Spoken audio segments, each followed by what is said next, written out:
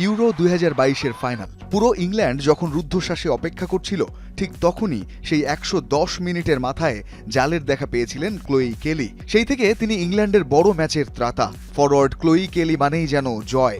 ২০২৫-এর সেমিফাইনালে ইতালির বিপক্ষে জয়সূচক গোল কিংবা স্পেনের বিপক্ষে সেই পেনাল্টি, কেলির ক্যারিয়ার যেন এক রূপকথা।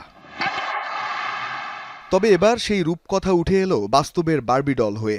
আন্তর্জাতিক নারী দিবস উপলক্ষে বিশ্বখ্যাত প্রতিষ্ঠান ম্যাটেল তাদের ড্রিম টিম সিরিজের জন্য বেছে নিয়েছে কেলিকে। প্রথম ইংলিশ নারী ফুটবলার হিসেবে নিজের নামে বার্বি ডল পেলেন এই তারকা। শুধু একজন খেলোয়াড় হিসেবেই নয়, বরং আগামী প্রজন্মকে অনুপ্রাণিত করার কারিগর হিসেবেই তাকে দেয়া হয়েছে এই সম্মান। ছোটবেলায় এই দিনগুলোর স্বপ্ন দেখলেও কখনো ভাবিনি যে এগুলো সত্যি হতে পারে। বার্বির একজন রোল মডেল হওয়া সত্যি বিশেষ কিছু। একদম নিজের মতো করে একটি অনন্য বার্বি ডল পাওয়া আমার জন্য অনেক গর্বের। আমি আমার পরিবারকে এটি দেখানোর জন্য মুখিয়ে আছি। আমরা সবসময় মাঠের ট্রফি আর জয়ের দিকেই নজর দিই, কিন্তু মাঠের বাইরে এটি একটি বিশাল বড় জয়।